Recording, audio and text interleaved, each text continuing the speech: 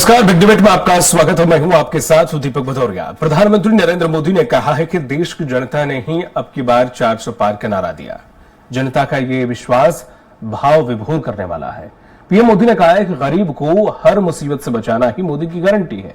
प्रधानमंत्री नरेंद्र मोदी ने गुरुवार को विकसित भारत विकसित मध्य प्रदेश कार्यक्रम के तहत मध्य प्रदेश के लिए 17,500 करोड़ रुपए के विभिन्न परियोजनाओं का वर्चुअली लोकार्पण और भूमि पूजन किया।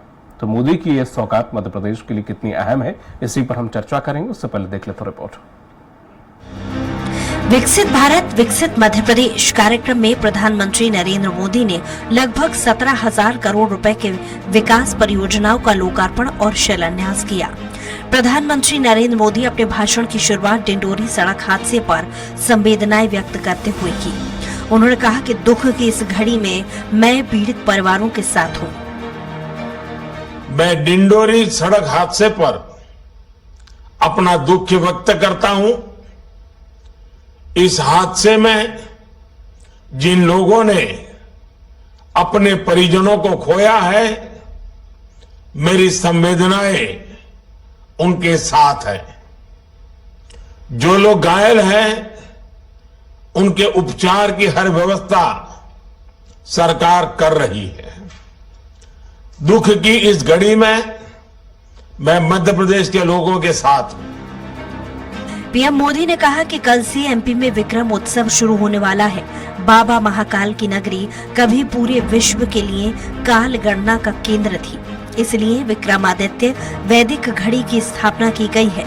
7,000 करोड़ की परियोजनाएं एमपी के लोगों का जीवन आसान बनाएगी। उन्होंने कहा कि अब की बार 400 पार मोदी की गारंटी पर जनता का विश्वास भाव विभोर करने वाला है। साथियों, आज चारों तरफ एक ही बात सुनाई देती है, अब की बार 400 पार, अब की बार 400 पार। पहली बार ऐसा हुआ है जब जनता ने खुद अपनी प्रिय सरकार की वापसी के लिए ऐसा नारा बुलंद कर दिया है। ये नारा बीजेपी ने नहीं, बल्कि देश की जनता जनार्दन का दिया हुआ है। मोदी की गारंटी पर देश का इतना विश्वास भाव विभोर करने वाला है। पीएम नरेंद्र मोदी ने कहा कि कैन बेतवा लिंक परियोजना से लोग लाभान्वित होंगे। 10 वर्ष में 2 गुना यानी लगभग 90 लाख हेक्टेयर खेती को सूक्ष्म सिंचाई से जोड़ा गया है। गरीब को हर मुसीबत से बचाना तो मोदी की गारंटी है। मैं चाहता हूं एमपी का हर क्षेत्र अग्रणी बने। आपके सपने ही मोदी का संकल्प है। बुधनी में खिलौना बनाने का जो काम हुआ है, उससे रोजगार बढ़ेगा। रेल परियोजनाओं का उद्घाटन हुआ है और इससे भी कनेक्टिविटी बढ़ेगी। मोदी की गारंटी है कि माताओं के कष्ट दूर करूंगा। आने वाले 5 वर्ष अभूतपूर्व परिवर्तन के हैं। बहनों की आर्थिक स्थिति में सुधार आएगा। सीएम डॉक्टर मोहन यादव ने प्रधानमंत्री मोदी का स्वागत करते हुए कहा कि आपके नेतृत्व में विकास के एक के बाद एक सोपान करते जा रहे हैं। मुख्यमंत्री ने कहा कि नदी जोड़ो अभियान के तहत केन बेतवा लिंक परियोजना का शिलान्यास भी मार्च में किया जा सकेगा। धार्मिक पर्यटन को बढ़ाने विविध आयामों का प्लेटफॉर्म तैयार किया है। सभी जिलों में साइबर तहसील का शुभारंभ और विक्रमादित्य वैदिक घड़ी का उद्घाटन भी प्रधानमंत्री वीडियो कॉन्फ्रेंसिंग के माध्यम से किया। इस अवसर पर 5500 करोड़ रुपए से अधिक की अपर नर्मदा परियोजना, राघवपुर बहुउद्देश्य परियोजना और बसनिया बहुउद्देश्य परियोजना का शिलान्यास किया। बहरहाल पीएम मोदी ने करोड़ों की सौगात मध्य प्रदेश को दे दी है। ऐसे में कांग्रेस को ये पच नहीं रहा है कि कांग्रेस का कहना है कि पीएम मोदी पहले पुराने वादों को पूरा करें। रोजगार देने का वादा किया था, उसे पूरा करें। पीएम ने ये घोषणाएं चुनाव को मद्देनजर रखकर कर रहे हैं। खैर, घोषणाओं पर सियासत जारी है। इसमें देखने वाली बात ये होगी कि आने वाले दिनों में इन घोषणाओं को लेकर शुरू हुई सियासत क्या रूप लेती है। और इसी मुद्दे पर चर्चा करने के लिए खास पैनलिस्ट हमारे साथ जुड़े हुए हैं। बीजेपी प्रवक्ता हैं मिलन भार्गव। मिलन जी, आपका बहुत बहुत स्वागत है। कांग्रेस प्रवक्ता हैं केदार सिरोही। केदार जी, आपका बहुत बहुत स्वागत है। और वरिष्ठ पत्रकार हैं भूपेंद्र सुलेरे जी। भूपेंद्र जी, आपका बहुत बहुत स्वागत है। जिस तरह से देखा जाए, केदार सिरोही जी, प्रधानमंत्री नरेंद्र मोदी ने जो सौगातें दी हैं रेलवे स्टेशन को विकसित करने की, तमाम 80 विश्व स्तरीय रेलवे स्टेशन के लिए 77,800 के तकरीबन 1,000 करोड़ की परियोजनाएं चल रही हैं। बजट के दौरान 15,000 करोड़ की तब उन्होंने सौगात दी।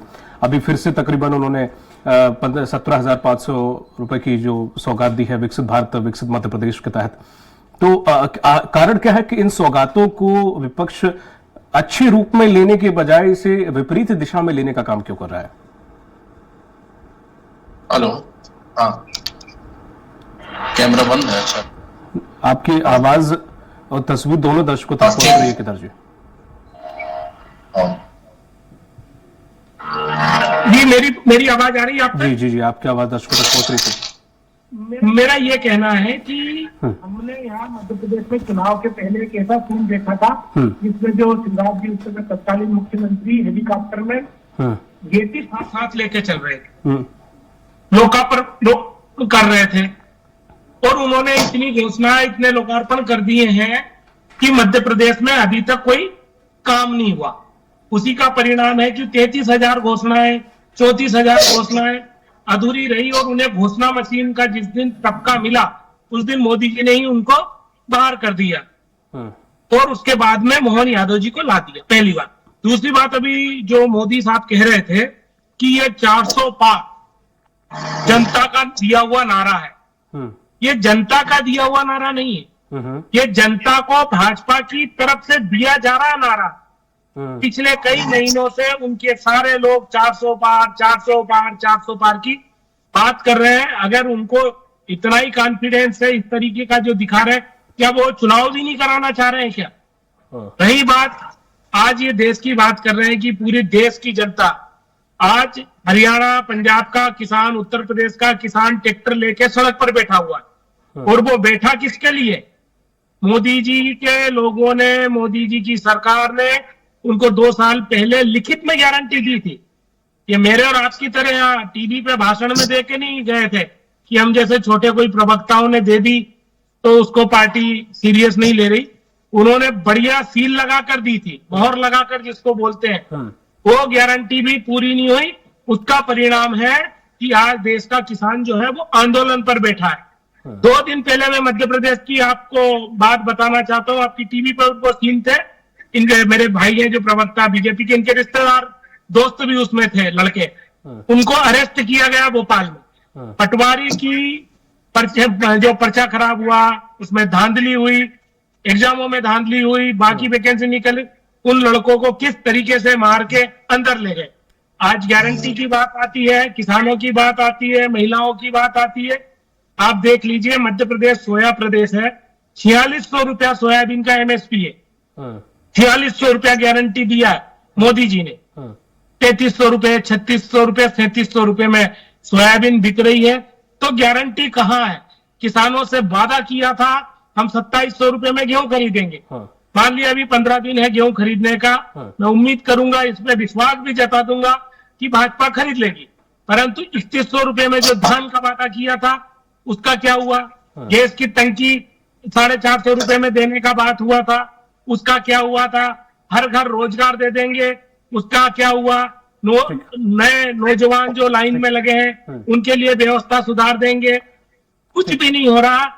कुल मिलाकर जो मध्य प्रदेश में हो रहा है वो हमारे जो जीतू पटवारी जी ने कहा, ये करप्शन, कमीशन और भ्रष्टाचार की जो इसकी जो सरकार है, वो पूरा मामला यहाँ पर दिख रहा है। सुबह से शाम तक भाजपा का एक काम है, झूठ बोलो झूठ बोलो। देखो 400 का झूठ बोले, अब बात थी भाजपा की और कह रहे हैं जनता की। अरे जनता तो जब वोट डालेगी तब बताएगी ना। अब मोदी जी जब से पानी में जाके साधना करके आए तब से कोई दिव्य शक्ति आ गई हो तो मैं कुछ कहूंगा नहीं, परंतु अभी जनता का मैंडेट नहीं आया। उसके पहले ये जनता को समर्पण करना है। जो आप टैक्स लेके और जो एक अडानी का घर भर रहे हो वो उसको रोकना है। आपको जनता को अर्पण करना है तो आपने जो 2 करोड़ नौकरियां साल में निकालने की बात की थी, ठीक। उसको करिए। ठीक। आज जो नौजवान है, जो सेना में भर्ती होने वाला था, उसके साथ जो आपने छलावा किया है, उसको दूर कीजिए। आज मध्य प्रदेश में जी को मालूम होगा 5-6 जगह किसान आंदोलन चल रहे हैं, वो जमीन अधिग्रहण को लेकर चल रहे हैं, जिसमें शिवराज जी का बुधनी भी है, इंदौर भी है। तमाम जगह जो जमीन अधिग्रहण के मामले हो रहे हैं उसमें किसान संतुष्ट नहीं है, किसानों से बातें नहीं की जा रही। अभी जो कलेक्टर आ रहे हैं, ये बीज इनने बो दिया है भाजपा ने। 8-10 साल बाद कभी हम लोग रहेंगे टीवी पे तो मैं बताऊंगा कि जो राजशाही का, तानाशाही का बीज किस तरीके से कलेक्टरों के माध्यम से बो रहे हैं, फल इन्हीं को ही खाना पड़ेगा। आज की तारीख में सारे कलेक्टर जो है वो बेलगाम हो चुके हैं। वो भाजपा वालों की भी नहीं सुन रहे, वो जनता की नहीं सुन रहे। आज हरदा में ब्लास्ट हुआ था सबसे बड़ा, मोदी जी ने भी संवेदनाएं व्यक्त की, राष्ट्रपति महोदय ने भी की, मुख्यमंत्री जी खुद आए, बोला हम जनता को 1-1 रुपया देंगे जो घायल हुए, जिनकी मृत्यु हो गई है। और मोहन यादव जी ने कहा था ऐसी सजा दूंगा कि पूरा देश देखेगा। आज देखिए जो पीड़ित है उनको सजा दे रहे हैं यहाँ के कलेक्टर। ठीक है। 7 दिन से पीड़ित भूख हड़ताल कर रहे हैं। ठीक है। इतनी तानाशाही कि कलेक्टर उन पीड़ितों से मिलना तक नहीं चाह रहा है। आप सोचिए ये जो बीज बोया जा रहा है, ये हमारे लिए नहीं, ठीक है, भाजपा के लिए भी तकलीफदायक है। जी, आप तक आवाज आ रही है? आपने अब कांग्रेस के प्रवक्ता को जिस तरह से सुना, वो कह रहे हैं कि वो गारंटी छोड़िए, पहले उस समय जो गारंटी की थी उनका क्या हुआ है, चाहे वो गैस सिलेंडर हो, किसानों को गेहूं हो, चाहे सोयाबीन हो, जो एमएसपी पे आपने बोला था खरीदने का, उसका क्या हुआ। तमाम तरह के सवाल उन्होंने पूछे, तो इनका उत्तर आप क्या देना चाहेंगे? देखिए, जिस धैर्यता के साथ और जिस शांति के तरीके से आपने विपक्षी साथी की बातें सुनी, और क्योंकि अब जीतू पटवारी जी वाली कांग्रेस है और मध्य प्रदेश में दिग्विजय सिंह जी इनके शिक्षक हैं जो षड्यंत्रकारी प्रपंचकारी हैं। देखिए, मोदी जी की गारंटी को ये समझ नहीं पाएंगे क्योंकि इनको तो मोतिया बंद हो गया। जब जब विकास की बात आती है ये इनको दिखाई देना बंद हो जाता है।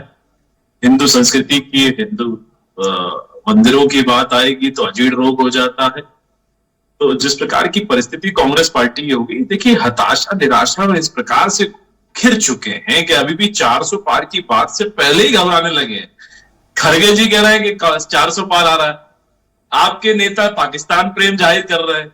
मतलब सनातन को आप एड्स का है वो मुद्दा बना देते हैं आप। जब हम कहेंगे साहब सनातन को एड्स आप नहीं कह सकते, तो भैया क्यों कहा आपने?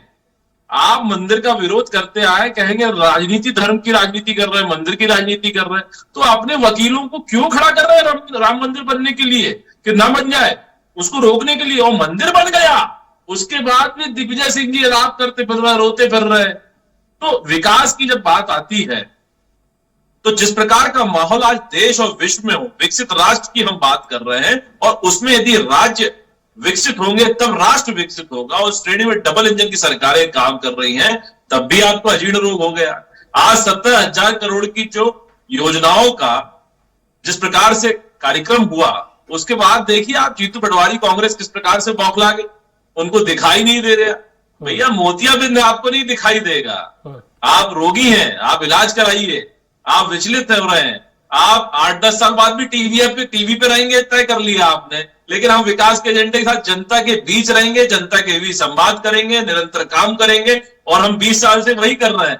आप झूठ प्रपंच रचते रहिए, षड्यंत्र करते रहिए, जो कि जनता के बीच जिस प्रकार के साथ विकास को महसूस कराने का काम भारतीय जनता पार्टी की सरकार कर रही है, उसकी स्वीकार युक्ति है कि 10 साल से केंद्र में लगातार हमें आशीर्वाद मिल रहा हो, 20 वर्ष से ऊपर मध्य प्रदेश में है। आप जिस प्रकार से अवरोध पे अवरोध पैदा करिए, मान गिराइए, मध्य प्रदेश का मान गिराइए, फिर देश का मान गिराइए। कल ही आपके नेता कह रहे थे कि पाकिस्तान भारतीय जनता पार्टी के लिए दुश्मन हो सकता है, लेकिन हमारी कांग्रेस के लिए तो प्रेम प्रलाप की बात है, प्रेम करते हैं हम पाकिस्तान से। मतलब ये आपकी नीयत है कि जब आप सत्ता में मिलेंगे देश की धरोहरों को बेचेंगे, देश को आतंकवाद नक्सलवाद में धोएंगे, और आपके ही नेता जिस प्रकार से भारतीय संस्कृति से चिढ़ते हैं, ये भी देश की जनता देख रही है। और विकास आपको दिखाई नहीं देगा जब जिस प्रकार से तेजी से ट्रेनें बन रही है, रेलवे स्टेशन चल रहे हैं, और जिस प्रकार से नई सड़कों का जाल बिछ रहा है, इंडस्ट्रियल एरिया क्लस्टर डेवलप हो रहे हैं। आपको नहीं दिखाई, 17,000 करोड़ की सौगातें आपको नहीं दिखाई देंगी, लेकिन जनता उसको महसूस कर रही है। उस विकास को देखते हुए जनता हमको आशीर्वाद दे रही है, और हमारा भी कर्तव्य जिस प्रकार से जनता के प्रति जवाबदेही वाला है, उसको हम अक्षरशः संकल्पबद्ध होकर पूरा भी कर रहे हैं। आप करते रहिए, क्योंकि दिग्विजय सिंह जी की क्लास लेकर आते हैं तो षड्यंत्र प्रपंच करते रहिए, और अभी से ईवीएम रोना रोइए, क्योंकि 400 पार तो हम जाएंगे, और आपको तो ठीकरा फोड़ना है। ना आपके पास नेता है, ना नीयत है, और यदि आपकी नीयत में खोट नहीं होता और आप इतने सशक्त होते और जिस तरह से झूठ षड्यंत्र की राजनीति करते, क्यों सोनिया जी पीछे के दरवाजे से चली गई, क्यों हथियार डाल दिए अभी से, क्यों राज्यसभा चली गई? हमने अमेठी भी हराया था, हम रायबरेली भी हराएंगे, और आप पीछे के दरवाजे से राजनीति करिए। हम तो इटालियन संस्कृति को इस देश से भगा के रहेंगे। हम भारतीय संस्कृति को जिस उन्नति की दिशा में ले जा रहे हैं, भारत को सशक्त बना रहे हैं। आज भारतीयों की साख बनी है। आप विदेश में घूमकर आइए, किस प्रकार से भारतीयों के साथ व्यवहार किया जाता है। आप तो गरीबी देश का तमगा दिखाकर इस देश को भूखा नंगा दिखाते रहे, लेकिन ये देश समृद्धशाली था, है और रहेगा। उस समृद्धशाली देश। मैं अब सुलेरी जी के पास जाऊंगा। भूपेंद्र जी, जिस तरह से आपने सुना, दोनों ही प्रवक्ता जब बोल रहे थे आप बड़ा मुस्कुरा रहे थे। जिस तरह से देखिए, विपक्ष जो बात कर रहा है वो अपनी जगह भी सही है, और मिलन जी जिस तरह से बात कर रहे हैं वो अपनी जगह सही है। और मोदी जी ने जो सौगातें दी, वो जाहिर सी बात है देश की छवि सुधर रही है। पहले जो हालात थे वो बहुत पिछड़े हुए थे, अब स्टेशनों का निर्माण हो रहा है, रेलवे बदल रहा है, काफी जो विदेशी इस तरह की चीजें हो रही है, वो बहुत अच्छी बात है सभी भारतीयों के लिए। लेकिन हम थोड़ा सा महंगाई पर अगर नजर डालें तो वहां पर भी अगर सहूलियत और वहां पर भी अगर जनता को लाभ दिया जाता, जो कि विपक्ष आरोप लगा रहा है, तो शायद चीजें और ज्यादा इजी हो जाती। देखिए, दोनों प्रवक्ताओं को हमारा नमस्कार। और जो बात है ना, वैश्विक रूप से जो मोदी जी के सामने, जो मोदी जी ने अपने आप को प्रमाणित किया है, देखिए वो एक ऐसे नेता हैं, मैं ये नहीं कह रहा कि उनकी प्रशंसा कर रहा हूँ देश के प्रधानमंत्री हैं, लेकिन उनकी जो सिक्योरिटी बनी है, जनता के नीचे तबके बनी है, उस लेवल पे कोई नेता नहीं है। 13 साल तक मुख्यमंत्री, 10 साल तक प्रधानमंत्री, जो आदमी 23 साल से सत्ता के चरम को में पहुंच रहा है, और आप उसकी सिक्योरिटी के सामने आप उनके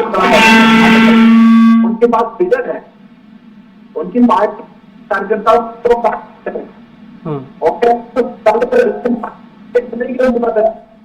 विश्वविद्यालय नहीं है तो जो लागू करती, 34 साल बाद शिक्षा नीति लागू करती, तो वो जो 50 महिलाओं चाहे वो रही हो, एक तो उनके कार्यकर्ता सतत एक कर दे रहे। कांग्रेस का सबसे बड़ी है जो एक परंपरा से चला आ रहा है, काम कर अभी इन्होंने जो सरकार तो कहीं आप तो कहां तक कहेंगे, और देश को एक विपक्ष की बहुत आवश्यकता है, लेकिन वो उनका की भूमिका निभा रहा है और सत्ता की भूमिका निभा रहा है। ये जो रिक्तताएं बढ़ रही है, ये लोकतंत्र के लिए अच्छा नहीं है। और मैंने तो अभी पार्लियामेंट में मोदी जी को सुना, तो मोदी जी ने कहा भी, उसने भी कहा कि इस तरह से कि विपक्ष होना चाहिए, और मैं चाहता हूँ। तो लेकिन मेरा ये कहना है कि टीवी की डिबेट करने से पहले इन कार्यकर्ताओं को सबसे ये देखना पड़ेगा कि हमारे जो बूथ लेवल पे जो कार्यक्रम है, तो देखिए अमित शाह आए अभी बूथ लेवल की बात कर गए, और बूथ लेवल की आवाज जो कांग्रेस क्यों नहीं करती और उसको अमली जामा क्यों नहीं पहनाती? भाई, लोकतंत्र की प्रक्रिया में आपको जनता का दिल जीतना पड़ेगा। आप लगातार सत्ता से विहीन है, और निश्चित रूप से आपके नेता को, अपने कन्वे को संभालना आपको बहुत दिक्कत जाएगी है। अब महंगाई के मुद्दे पे आप फेस करिए ना, आप महंगाई जो भी चीजें हैं उनको आप जनता तक लाइए ना। आपका मैनिफेस्टो था और कांग्रेस का मैनिफेस्टो था, अगर हम मध्य प्रदेश के संदर्भ में विधानसभा में भी, तो उन्होंने 7 दिन पहले जारी किया, आपने 1.5 महीना पहले जारी कर दिया, लेकिन आप जनता में उसमें कन्वर्ट ही नहीं, समझे से नहीं दे पाए। तो कहीं ना कहीं आपके वोटों के प्रति आपके में कहीं ना कहीं कनेक्टिविटी में कहीं कमी है। इस चीज को आपको काम होमवर्क करना पड़ेगा।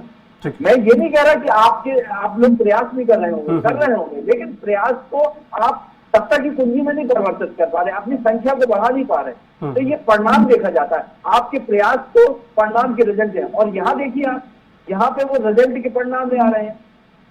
आप हमें तो ये लग रहा है 2024 के लिए आप तो 29 की तैयारी कर रहे हैं, 24 में तो बिल्कुल साफ ही है जिस तरह से लग रहा है। राम मंदिर की प्रतिष्ठा हो चाहे उसके प्रति उन्होंने सांसदों और विधायकों को कार्य दे रखा है मोदी जी ने कि आप दर्शन कराइए इस तरह से। तो ये देखिए ये माहौल बनते हैं इस तरह से। अमित शाह बूथ लेवल की अभी बात करके गए हैं। तो ये सब चीजें जो है, मैं ये नहीं कहना कि उन्होंने परिवर्तन किया, अभी युवा अध्यक्ष रहा है जीतू पटवारी, लेकिन कहाँ तक वो साबित कर पाएंगे? इतने बड़े कुनबे को, इतने बड़े वरिष्ठ नेताओं को संभालना भी एक बहुत बड़ी जिम्मेदारी है कांग्रेस के पास। और कांग्रेस को एक संजीवनी चाहिए, और संजीवनी में जो उन्होंने जो नेता लॉन्च कर रहे हैं वो किस तरह से लॉन्च कर रहे हैं, मेरी ये भी समझ नहीं। तो निश्चित रूप से इनको मैं आपके पास ही आ रहा हूँ मिलन सर। बिल्कुल केदार जी, जिस तरह से हमारे पत्रकार हैं उन्होंने बोल रहे हैं कि कहाँ कमी है, तो इन कमी पर हम काम क्यों नहीं कर रहे? देखिए 2014 में महंगाई इतनी नहीं थी जितनी अब है। तब सिलेंडर 300-400 को भी मोदी सरकार ने, मोदी गवर्नमेंट ने जब उस वक्त विपक्ष में बैठी थी ऐसे रिप्रेजेंट किया कितना महंगा सिलेंडर है, और आज तो 1100 के तकरीबन भी पहुंच गया। आप उसको जनता को एहसास नहीं करा पा रहे। अब जैसे ये जो सौगातें दी हैं, आप इन सौगातों पर अगर प्रश्न चिन्ह उठाएंगे तो जनता को नहीं समझ में आएगा कि इतना पैसा अगर मोदी जी दे रहे हैं रेलवे के विकास के लिए या प्रदेश के विकास के लिए, अगर आप उस पर उंगली उठाएंगे नहीं समझ में आएगा। अभी बीच में आप लोगों ने बड़ा अच्छा मुद्दा उठाया था जिसमें लाडली बहनों के लिए जो राशि जारी की गई है, वो राशि में लाडली बहनें बहुत कम हो गई हैं। उसमें बड़ा तर्क वाली बात थी कि इतनी बहनें कम 1 महीने में 3 महीने में कैसे कम हो गई, कहां गई वो लाडली बहनें? तो ऐसे करके कुछ जो अगर निकाल रहे हैं वो बजट दे रहे हैं, बजट पे उंगली उठाने के बजाय पिछले बजट का जो बजट था उस पर कितना काम हुआ, उसके आंकड़े क्या कहते हैं, वास्तविक आंकड़े क्या हैं, ये सब जानकारी जनता के सामने आखिर क्यों नहीं रखती कांग्रेस? रिसर्च क्यों नहीं करती? देखिए, ये आपकी बात से मैं पूर्णतः सहमत नहीं हूँ। ठीक है, हमारी भी 125 साल 35 साल पुरानी पार्टी है, R&D होता है, ब्रेन स्टॉर्मिंग होता है। आप जैसे कई लोगों से हमारी चर्चा होती है, सामने जो पत्रकार बंधु बैठे हैं ऐसे सब लोग हमको सलाह देते हैं, हम अपना अच्छा कर रहे हैं। अभी हमको स्पेस कितना मिल रहा है ये आप भी जानते हैं, है ना? फ्रंट पेज से लेके डिजिटल दुनिया की आखिरी लाइन तक। आज की दुनिया में बोलने पर ट्विटर पे बैन लग रहा है। अभी किसान नेताओं के 12 किसान नेताओं के ट्विटर बंद कर दिए। उधर ट्विटर के मालिक ने इधर भारत में लोकतंत्र की आजादी पे सीधा लिखा। शायद आप लोगों ने नहीं पढ़ा होगा क्योंकि मोदी जी का पढ़ने में भी थोड़ा अपना 56 इंच का सीना रखना पड़ता है। नहीं तो कल दुकान बंद करा दें, ये भी एक कटु सत्य है। अब मैं बात आता हूं कि मानता हूं हमको बहुत सुधार करने की जरूरत है। मेरे भाई ने 2 चीज कही थी, पाकिस्तान प्रेम की। ये भाजपा के वही लोग हैं ना जो कांधार छोड़ने जाते हैं, इनके वही नेता है ना जो मजार पे जाते हैं, और वो बिरयानी वाले याद है कि नहीं? चुपके कैसे गए थे, समय खा के आते हैं, उनका याद नहीं है। ठीक है, सवाल ये है जब देश और विश्व स्तर पर हमारी नाक कटती है, हमारा मान सम्मान छोटा होता है, तब कांग्रेस को दुख होता है, इस देश को दुख होता है। सुनिए, समय नंबर पर था हमारा पासपोर्ट, केदार जी, कितने नंबर पे आपको याद है? समय बहुत कम है, इसलिए एक लास्ट कमेंट मिलन जी आपका। आप मैं बताऊं 80 करोड़ लोगों को 5 किलो अनाज देना, इसमें मान सम्मान बढ़ाने की है। वो सशक्त सबसे ज्यादा बेरोजगारी है, आपके अधिकार ज्यादा बेरोजगारी, उसको आप क्या कहेंगे? आप मीडिया का फ्रीडम इंडेक्स पढ़े हो? मीडिया का फ्रीडम इंडेक्स पढ़िए, भारत का डेप्थ पढ़िए, फाइनेंशियल स्टेटस पढ़िए, 202 लाख करोड़ का कर्जा देश के ऊपर हो चुका है। दोनों ही प्रवक्ता ऐसे आवाज नहीं आ पा रही है, इसलिए मैं डिबेट को आगे नहीं ले जा पाऊंगा। केदार जी आपका, मिलन जी आपका, भूपेश जी आपका, तीनों लोगों का बहुत बहुत शुक्रिया। आवाज आप लोगों की नहीं जा रही दर्शकों तक, बहुत बहुत शुक्रिया हमारे साथ इस पर चर्चा में जुड़ने के लिए। समय का अभाव, इसलिए माफी चाहूंगा। तो जिस तरह से मोदी जी ने जो सौगात दी है, विपक्ष उसमें कहीं ना कहीं उंगली उठा रहा है, और ये ठीक भी है, विपक्ष अपनी भूमिका में है और लगातार विपक्ष इस पर सियासत भी कर रहा है। लेकिन मोदी जी लगातार सिर्फ मध्य प्रदेश ही नहीं, हर राज्य को बराबर सौगातें दे रहे हैं, उनमें मध्य प्रदेश भी शामिल है। लोकसभा चुनाव नजदीक है, ऐसे में हर सरकार हो, चाहे वो केंद्र की हो, राज्य की हो, जनता को सौगातें देती है, और प्रधानमंत्री मोदी भी वही कर रहे हैं। लेकिन इनका जनता पर असर क्या पड़ता है, भारत के विकास की धारा कितनी तेज होती है, इन सबसे वो देखने वाली बात होगी। मुझे दीजिए इजाजत, नमस्कार।